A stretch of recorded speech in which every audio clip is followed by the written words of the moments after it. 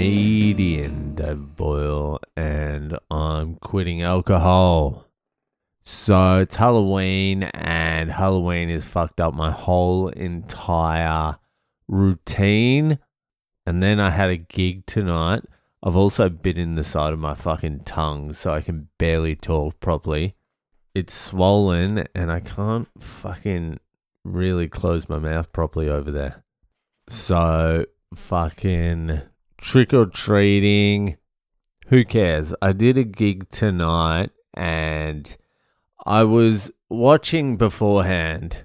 I was watching the other comedians interact with the crowd, and there was a garbo in there, a garbage man. There was a couple of younger dudes, and then there was a couple. How would you describe them? Like thick, black glasses, both of them, nerdy looking. Like the wife she looked female, but also the husband kind of looked female as well. Anyway, one of the comedians asked the lady, no, that's not how it played out. She asked the guy what he does, and he said, "I'm an unemployed, penniless artist." And then she asked the wife what she does, and the wife goes, "I support him." Which is quite funny.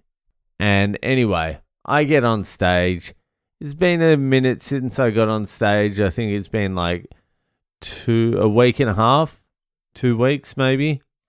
I'm just there to try out. I've got a new bit I want to try out, and I just want to be on stage as long as I can. So I start the gig and I start asking cunts what they do. Start trashing the garbos, the younger guys. Everything's going good. It's bada bing, bada boom. Your moustache looks fucked. You're retarded. You know, the classics. And then I turn to the couple. After I've asked everyone in the crowd what they do, it was a small crowd, like 10 people or whatever. I turn to the couple and I'm like, "So you support this fucking loser?" And she did not like that. She's like, hey. And I'm like, it was a joke, all right? And he curled up into like a ball of shame or something. It was the weirdest thing. She was pissed. I completely destroyed whatever confidence he had left. I was like, all right, settle down. It was a joke. Obviously, it was a little too close to the truth. And so I had to do a whole fucking set with him moping and her fucking death staring me. I'm trying to do new material. New material I've barely even thought of. I've just been fucking trick-or-treating. 2 hours trick-or-treating. Fucking 8 kids running around, 4 sets of parents.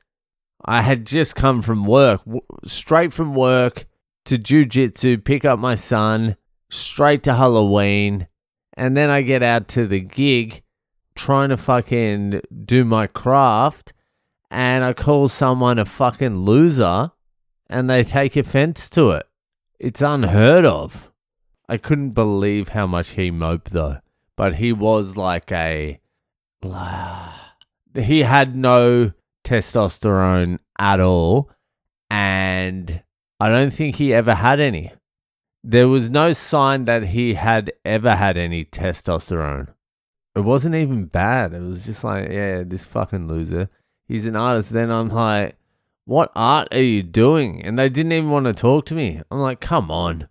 Even the garbo with the fucking seedy mustache is piping up.